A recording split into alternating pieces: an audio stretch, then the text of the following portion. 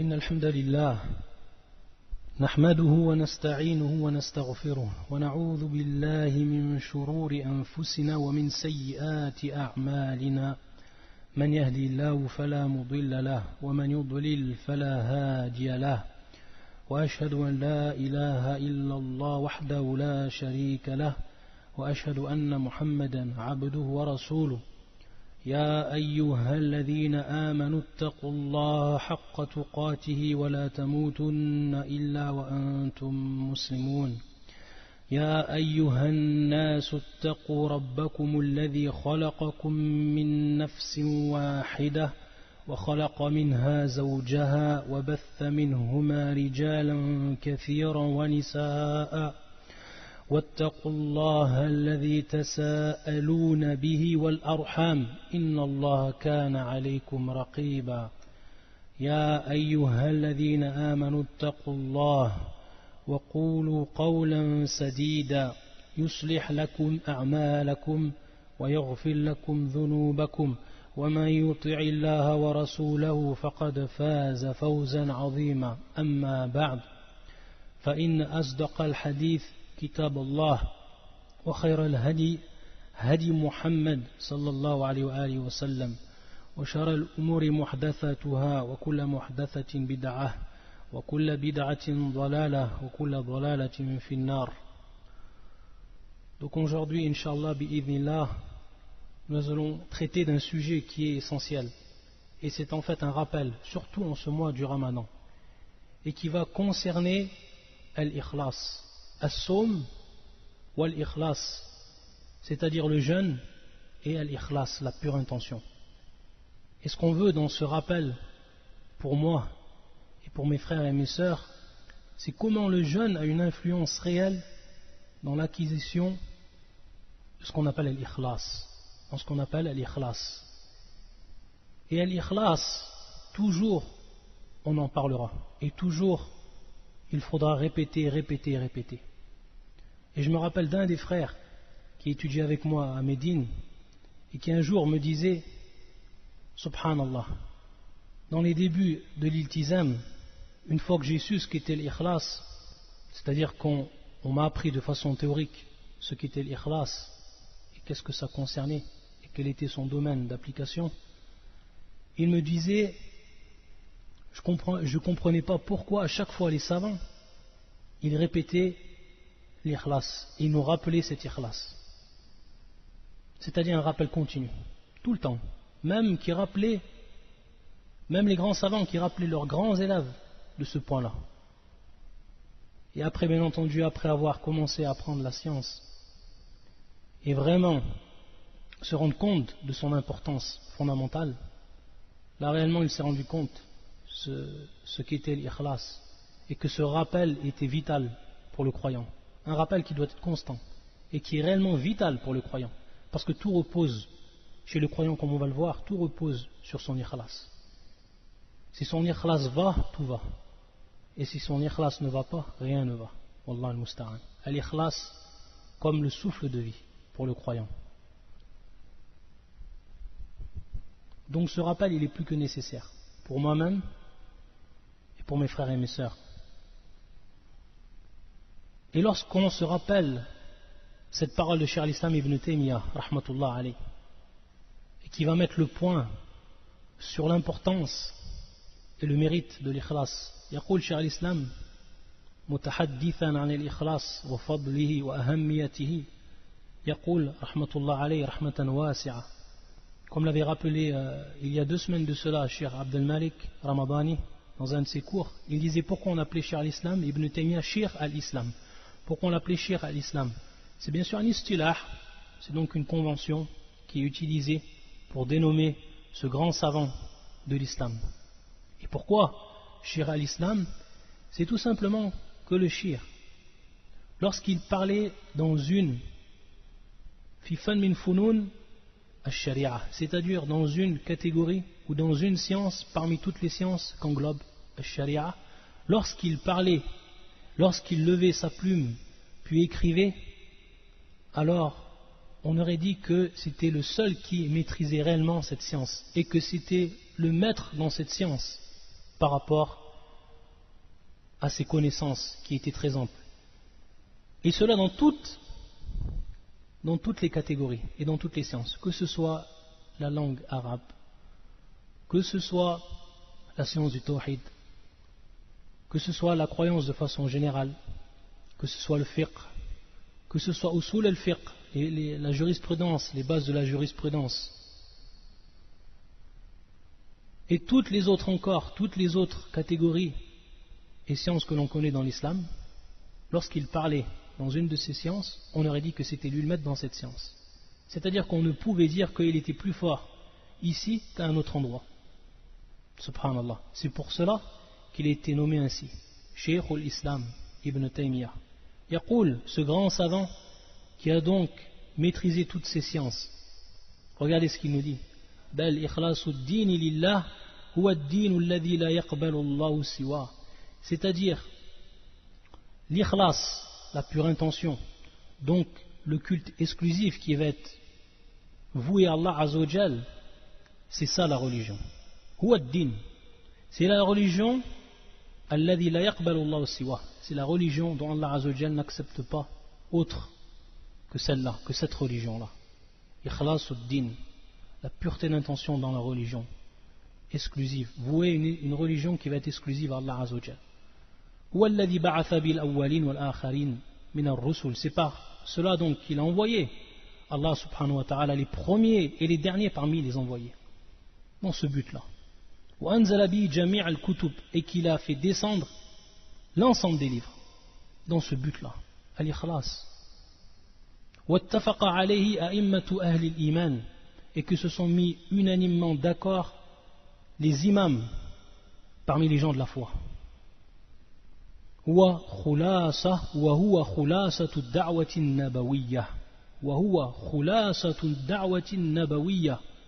C'est l'essentiel de prêche prophétique. C'est l'essentiel du prêche prophétique. Donc si on a compris cela, on va comprendre pourquoi on insiste tout le temps et pourquoi ce rappel il est plus que fructueux pour le véritable croyant, celui qui s'en tirer profit, et à tout moment. Et ensuite il a dit plus loin, cher al-Islam, قال تعالى في حق يوسف كذلك لنصرف عنه السوء والفحشاء إنه من عبادنا المخلصين كذلك لنصرف عنه السوء والفحشاء. C'est ainsi donc afin que nous écartons de lui le mauvais, as-sou, tout ce qui rentre dans ce qui est mauvais, ce qui est considéré mauvais aux yeux de la religion, as-sou wal fahsha, et la turpitude. Innahu min ibadina al-mukhlasin. Donc il faisait partie, lui, Youssouf, de nos esclaves, de nos serviteurs, qui ont eux concrétisé l'ikhlas comme il se devait. Al-mukhlasin, min ibadina al-mukhlasin. Regarde comme Allah Azzawajal il a nommé Youssouf et ceux qui ont été avec lui, qui ont été dans ce camp, al-mukhlasin. Allahumma ij'alna minhum. يقول الشيخ فالله يصرف عن عبده ما يسوءه من الميل إلى الصور المحرمة والتعلق بها. Donc il nous dit qu'Allah Azzawajal a écarté ou écarte de ses esclaves ou de son esclave ما يسوءه من الميل إلى الصور المحرمة, c'est-à-dire ce qui va le nuire comme penchant vers les cas interdits. Lorsqu'il va donc se pencher vers les cas interdits, il va donc le dévier de cela, il va l'écarter de cela, il va écarter son serviteur de cela, de tout ce qui le nuit, comme penchant vers les cas interdits, le fait de se raccrocher à cela, à ces cas qui sont interdits. Et également, il va l'écarter de la turpitude. Et dans le cas de Youssouf, tout le monde connaît l'histoire de Youssouf. Bi-ikhlasihi lillah, c'est-à-dire de par son ikhlas.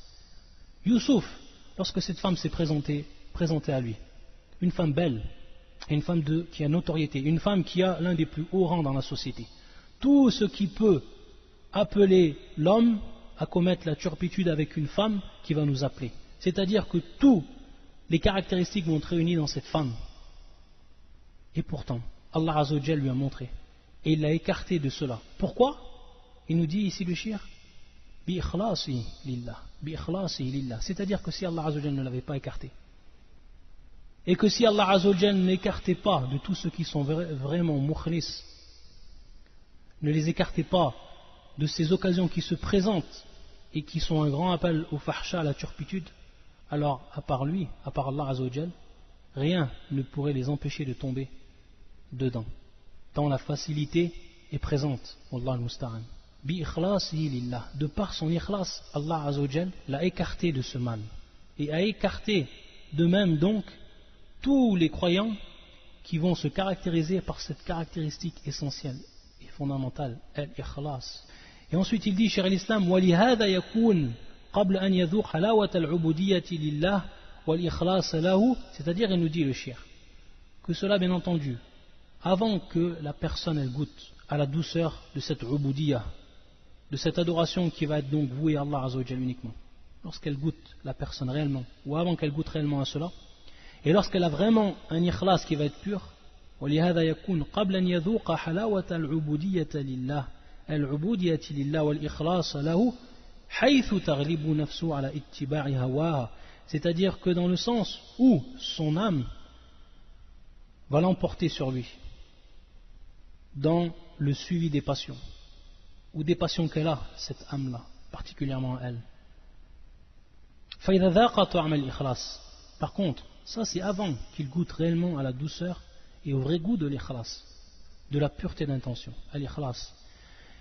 فَإِذَا ذَاقَ طَعْمَ الْإِخْلَاصِ, s'il goûte alors, après cela, cette douceur qu'il va trouver dans al-ikhlas, قَوِيَ قَلْبُهُ, alors son cœur va se renforcer. Et son âme sera sans aucun remède contrainte et soumise. Sans aucun remède, contrainte et soumise à Allah Azza wa Jal, c'est-à-dire aux ordres d'Allah subhanahu wa ta'ala. Donc regardez cette parole qui nous est dite par Cheikh al-Islam et qui nous fait comprendre donc l'importance de l'ikhlas, et que par celle-là, c'est ce qu'on en tire, on tire profit ici, qu'Allah Azza wa Jal, de par notre ikhlas, il va nous écarter, c'est lui qui va nous écarter de tomber dans le mal et de tomber dans la turpitude. Et si on revenait à ce terme, al-ikhlas, comme certains des savants nous en donnent définition, ou at-tasfiyah, ou at-tasfiyatul amal, ou tasfiyatul amal, c'est-à-dire donc c'est la purification de l'acte, min kulli sha'ibatin tashubuhu, c'est donc la purification de l'acte de tout ce qui va polluer, bien entendu, l'âme, min kulli sha'iba tashubuhu, de tout ce qui va polluer l'âme. Wa sha'iba, c'est-à-dire ce qui donc pollue cette âme-là, elle peut prendre plusieurs formes. Et c'est donc ce qui va aller à l'encontre même de cet ikhlas, et qui est bien entendu avant toute chose ash-shirk, le polythéisme. Mais également lorsqu'on cherche à plaire aux gens et que notre image soit embellie dans leur cœur, ça c'est également un sha'iba, c'est ce qui pollue également le cœur de l'homme. Donc de par l'ikhlas et de par ce travail qu'on va faire afin de l'acquérir, c'est une tasfiya, c'est une purification. Et également le madh, c'est-à-dire chercher l'éloge auprès d'eux, auprès des gens, ou alors chercher à s'écarter de leurs critiques, et également chercher leur vénération, ta'zim, mais également on rentre dans cela, dans hadi al-shawa'ib, chercher leur bien, chercher leur service, chercher leur amour, et ce dont on a besoin de manière plus générale auprès d'eux. Tout ça, ça vient à l'encontre de cet ikhlas. Et l'ikhlas tourne autour de cela. Donc c'est la purification de tous ces facteurs perturbateurs. Wallah al-musta'an. Et quel va être al-ba'ith ala al-amal? Al-ba'ithu ala al-amal. Qu'est-ce qui va donc nous pousser? Ce facteur qui va donc nous pousser à travailler et donc à concrétiser cet ikhlas, c'est se conformer aux ordres d'Allah et vouloir Allah. Qu'on dit vouloir Allah, c'est bien sûr sa satisfaction, subhanahu wa ta'ala. Et si en plus et ensuite l'homme aspire aux délices de l'au-delà, alors bien entendu il n'y a pas de mal par rapport à cela. Et combien de versets du Coran sont descendus en nous motivant, en nous rappelant tous les bienfaits qu'il y a dans l'au-delà pour celui réellement qui a cru, pour celui qui a concrétisé donc son ikhlas, pour celui qui a accompli les bonnes actions. Combien de versets qui sont innombrables et qui sont présents dans le Coran et qui nous invitent donc à cela et qui nous qui nous fait désirer cette part qu'il y a dans l'au-delà pour celui qui la mérite. Et bien entendu, le plus haut de ces délices, comme cela est la croyance des gens de la sunna du consensus, le plus haut de ces délices, ce n'est pas le paradis en lui-même, mais c'est la vue qu'on va avoir, que vont avoir les croyants dans l'au-delà, la vue d'Allah.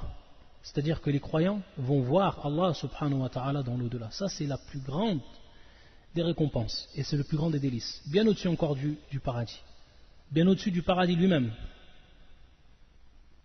Et également, il n'y a pas de mal pour ce qui est également de l'ikhlas et de chercher à acquérir cet ikhlas, que l'acteur pense, ou celui qui agit, qu'il pense, ou vienne à son esprit que l'acte pieux aura donc une conséquence qui va être noble et fructueuse. Dans cette vie d'ici-bas même, c'est-à-dire qu'il va en tirer profit même de cet ikhlas dans cette vie d'ici-bas, s'il pense à ça, et si ça lui vient à son esprit, la haraj, il n'y a pas de mal par rapport à cela. Comme par exemple, tuma'ninatun nafs, c'est-à-dire l'apaisement du cœur. La personne qui va acquérir cet ikhlas, son cœur il va être apaisé. Ça c'est un bien qu'on va retrouver. Et c'est un délice qu'on va retrouver dans nous-mêmes, dans notre fort intérieur, dans notre cœur. Et c'est une conséquence, c'est un effet de cet ikhlas. Y penser, rien de mal à l'acquérir cela. Également son salut de tout ce qui peut effrayer. Et également siyanatuha an al-mawaqif ou an mawaqif al-dhul wal-hun, c'est-à-dire également se protéger, se préserver, la préservation de son âme, de soi-même, de tout ce qui va le rabaisser et qui donc va à l'encontre de son honneur. Al-mukhlis, de par son ikhlas également, il va se détourner de cela, il va se détourner et il va s'écarter de tout ce qui va le rabaisser par rapport à al-khalq, par rapport aux gens.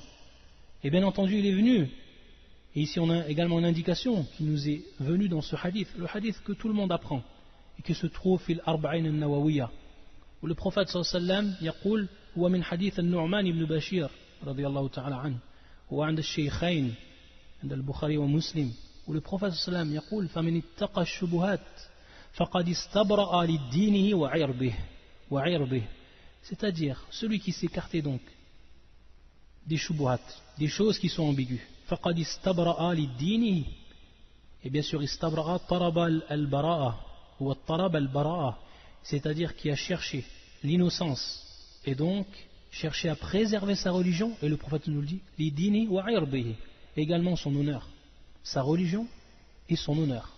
Et de par cet ikhlas, la personne, et ça c'est également une des conséquences, que la personne va y penser à cela, qu'il va protéger également son honneur. Et donc c'est un bienfait qui lui vient et qui advient déjà dans cette vie d'ici-bas, en plus de la récompense qu'il aura dans l'au-delà. Donc pas de mal, et ça ne vient pas à l'encontre de l'ikhlas. Et également tous les autres bienfaits qui vont se réaliser suite à l'accomplissement de ces actes. Et également al-miza, un des grands bienfaits de l'ikhlas, c'est qu'elle va augmenter cette envie d'accomplir, cette envie qu'a l'âme d'accomplir ce qui est du domaine de l'obéissance. Également, plus la personne elle est mukhlis, et plus cet ikhlas va générer donc cette envie d'accomplir ce qui est du domaine de l'obéissance. Et également ce que l'on rappelle par rapport à son importance à l'ikhlas. Et ça suffit pour prouver également son importance. Quelle est l'une des conditions d'acceptation? Quelle est une des conditions d'acceptation de l'acte? C'est-à-dire que l'acte ne sera jamais accepté auprès d'Allah Azza wa Jal si cette condition n'est pas requise. Al-ikhlas. ويقول الله عز وجل وما أمروا إلا ليعبدوا الله مخلصين له الدين حنفاء. Nous avons donc وما أمروا إلا ليعبدوه, donc nous leur avons ordonné que d'adorer Allah Azza wa Jal, qu'Allah mukhlisina lahu ad-din, en lui vouant bien sûr un culte qui est exclusif, en étant donc mukhlis, c'est-à-dire en ayant l'ikhlas. Hunafa, qui est le pluriel de Hanif, et donc al-mail an al-shirk wa kullu ma yata'allaq bi, c'est-à-dire délaisser et s'écarter totalement de tout ce qui est en relation avec le shirk, tout ce qui s'y rattache. Donc ça revient également à l'ikhlas, hunafa. Également le prophète sallallahu alayhi wa sallam nous informe qu'Allah Azza wa Jalla yaqul fi al-hadith al-Qudsi ana aghna ash-shuraka'i 'an ash-shirk faman 'amila 'amalan, celui qui va donc accomplir une œuvre fa ashraka fihi ghayri, et qui va dans cette œuvre-là va me donner un associé à travers cette œuvre-là, qui va me donner un associé, un autre que moi. فَأَنَا مِنْهُ بَرِيءٌ كَمَا جَاءَ فِي رِوَايَةِ الْمُسْلِمِ, comme cela est venu dans une des versions de l'imam Muslim. فَأَنَا مِنْهُ بَرِيءٌ وَهُوَ لِلَّذِي أَشْرَكَ. C'est-à-dire que je suis innocent de ce qu'il a fait. C'est-à-dire donc que je m'en écarte et que je ne l'accepte pas nullement, cet acte-là. وَهُوَ لِلَّذِي أَشْرَكَ. Il sera pour celui donc à qui il m'a donné un associé et qui donc ne lui sera d'aucun profit, que ce soit dans cette vie d'ici-bas ou dans l'au-delà. On a parlé de l'ikhlas et on parle de l'ikhlas, mais on a dit également l'ikhlas et le jeûne, et on a dit la relation qu'il y avait entre les deux. Et on voit que le jeûne, lorsqu'on réfléchit et lorsque nous-mêmes, lorsqu'on accomplit ce jeûne-là, avec l'expérience, on va s'apercevoir, pour celui bien entendu qui a accompli le jeûne comme il se doit, le jeûne a un effet primordial, fondamental, essentiel dans l'éducation de l'âme devant cet ikhlas. C'est-à-dire que l'homme, le jeûneur, lorsqu'il jeûne, ce jeûne-là va éduquer son âme, à l'acquisition même de cet ikhlas.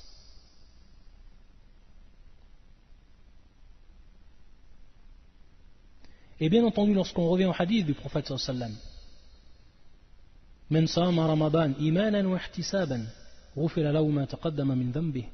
Celui donc qui a jeûné durant le mois du Ramadan, imanan wa ihtisaban, c'est-à-dire avec foi et en ayant certitude de cette obligation. Donc on voit ici avec une foi qui va reposer sur cet ikhlas même. Et également dans l'autre hadith, lorsque le prophète sallallahu alayhi wa sallam yaqul, et lorsqu'il nous informe qu'Allah Azza wa Jal dit dans le hadith al-Qudsi, yada' shahwatahu wa ta'amahu wa sharabahu min ajlillah, ou fi riwayat min ajli, c'est-à-dire qu'il va délaisser non seulement shahwa, les désirs, il va délaisser également sa nourriture et il va délaisser également sa boisson en vue d'Allah Azza wa Jal. Donc ici mukhlis, c'est-à-dire avec ikhlas. Et comment on va comprendre cela? Il faut savoir que les savants, qu'est-ce qu'ils nous disent les savants? Certains savants disent as-sawm la yadkhulu ar-riya bimujarrad fi'lihi, innama yadkhuluhu ar-riya min jihati al-ikhbari anhu.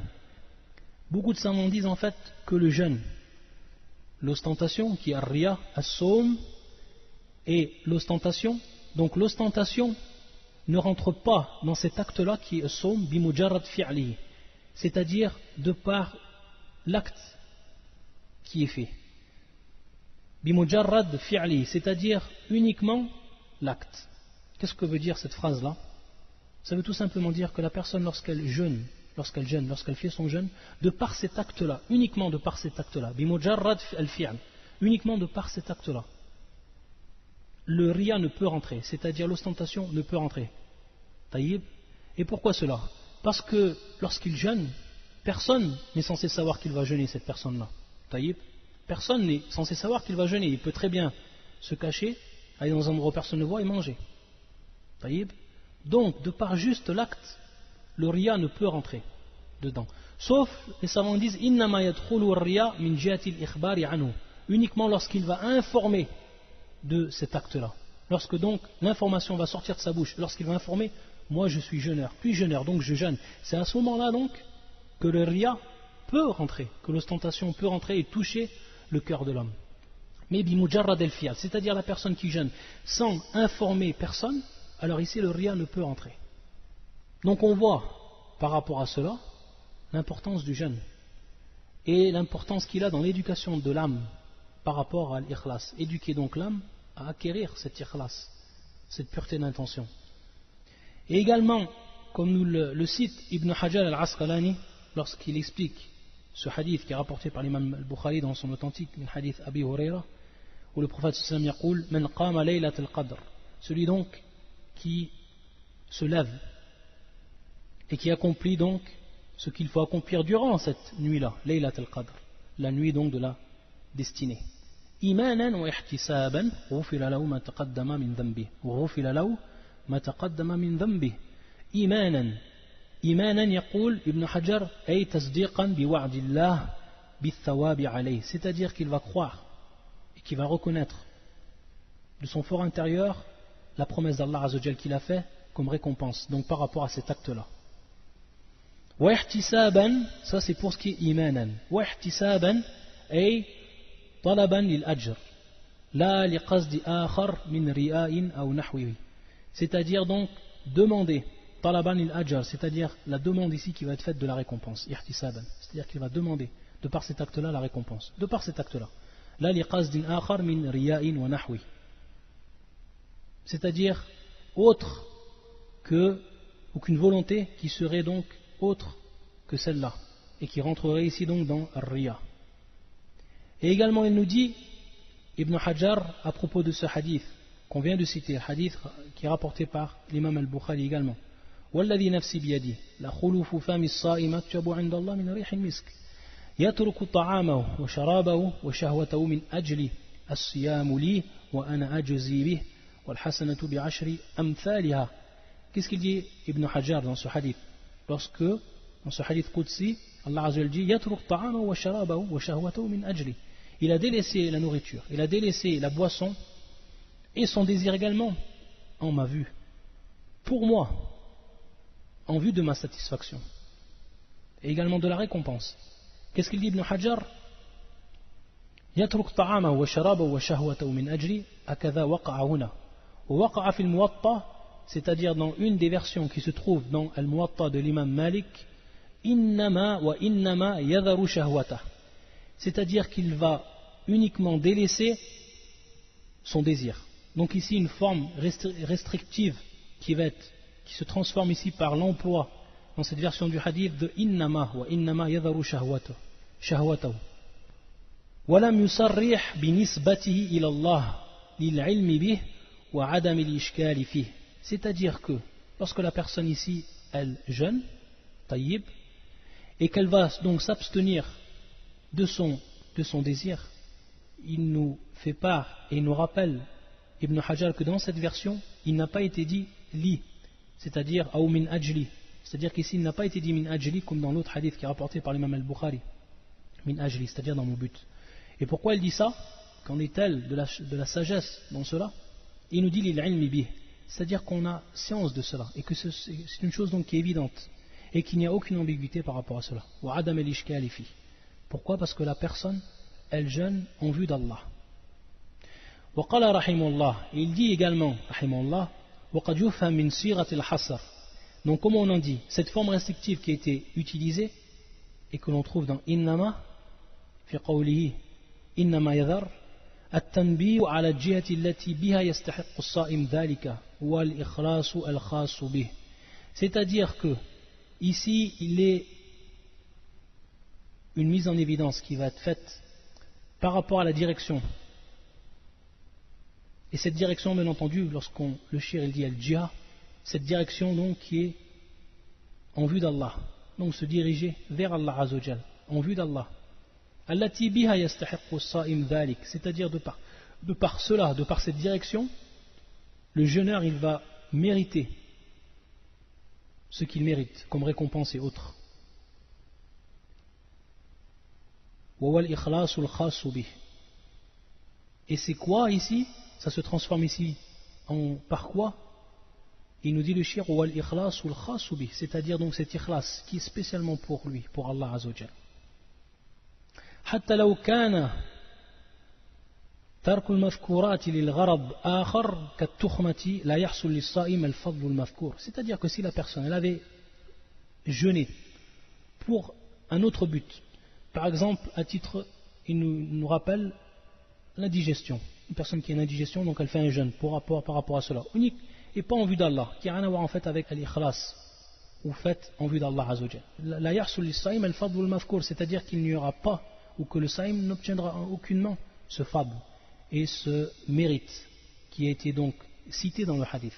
Et ça c'est une chose qui est claire. Donc la personne qui jeûne, pas pour une de ces raisons, par exemple qui serait malade d'une indigestion, ou pour perdre des poids, ou etc., ou parce que le docteur l'a prescrit, etc., mais qui jeûne en vue de cette adoration uniquement, et pour plaire à Allah Azza wa Jal, alors lui, il va acquérir cela, il va acquérir donc cette récompense. Donc on voit ici l'intérêt de cette forme restrictive. Innama yadharu shahwata, comme c'est dans la version de l'imam fil Muwatta de l'imam Malik rahmatullah alayh. Ensuite, ce que l'on cite également par rapport à ce qui est de l'ikhlas, c'est que l'ikhlas a une influence de premier ordre dans la facilité des affaires pour l'homme, qu'il entreprend bien entendu, et ce qui reste dans le domaine du licite. Que ce soit au niveau de l'individu ou au niveau de la société. Ça, c'est un point également qui est important. C'est un point qui est important. Pourquoi? Parce que l'homme, lorsque réellement il est mukhlis, il a une ikhlas, et qu'il commence ses actes, à faire ses actes, et à accomplir ses affaires, alors il va s'apercevoir qu'il a une grande facilité dans cela, et que les portes elles lui sont ouvertes. Un des effets ou un des résultats de son ikhlas, contrairement à celui qui n'est pas mukhlis. Et on va voir que lorsqu'il fait ses actes, il va ressentir l'étroitesse, et également il va ressentir ou il va voir devant lui la difficulté. Alors à ce moment-là, il faut qu'il se rappelle que son ikhlas est à revoir. Et également ce que l'on rappelle par rapport à l'ikhlas, c'est qu'elle apporte motivation. Elle rattache le cœur. C'est donc comme un moteur, un souffle de vie pour le croyant. Et c'est ce qui va permettre réellement au croyant d'atteindre les buts et les objectifs qu'il s'est fixés lui. Et donc l'ikhlas, c'est celle qui élève l'homme au plus haut degré.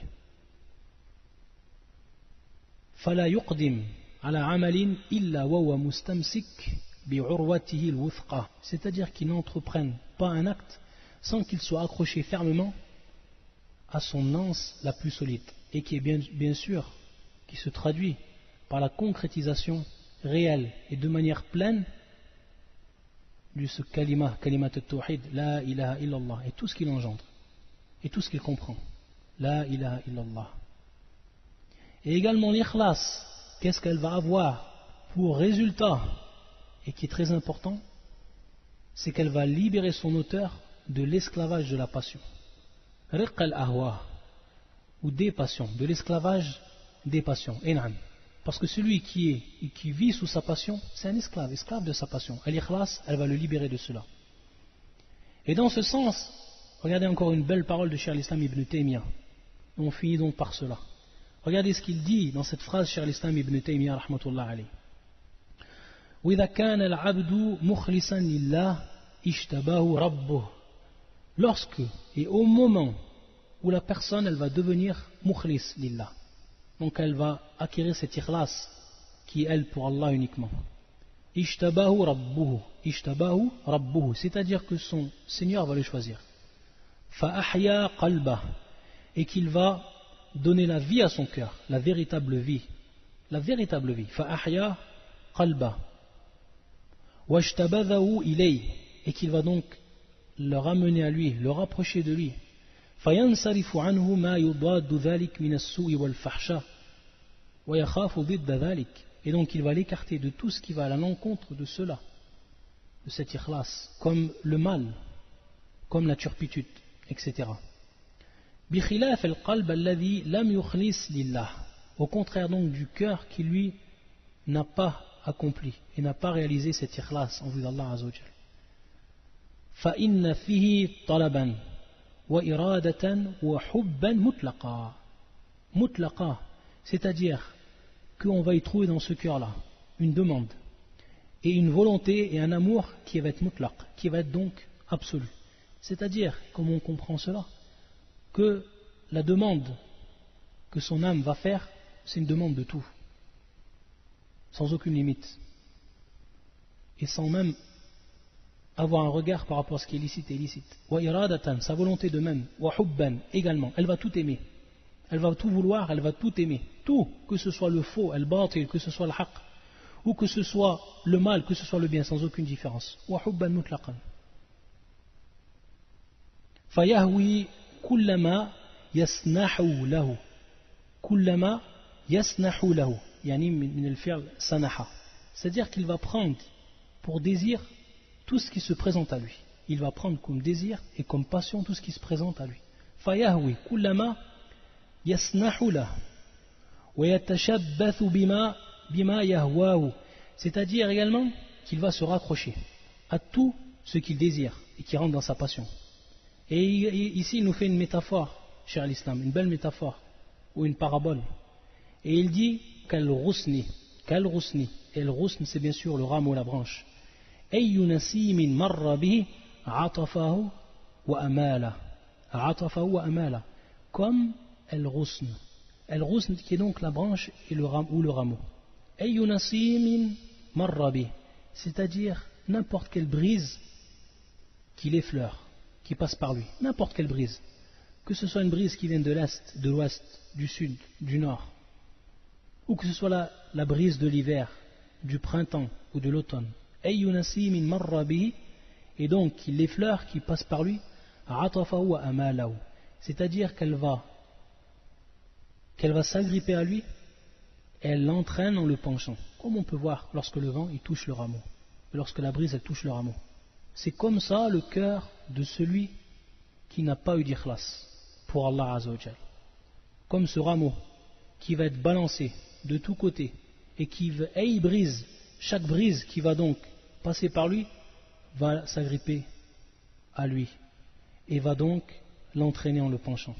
De même est le cœur. Chaque passion qui vient, chaque passion qui passe donc devant ce cœur, elle l'entraîne avec lui directement. Wallah al-musta'an. Donc regardez la métaphore qui est faite et qui est profonde et qui va nous faire réellement comprendre l'importance de al-ikhlas. Subhanakallahumma bihamdika. Ashhadu an la ilaha illa anta astaghfiruka wa atubu ilayk.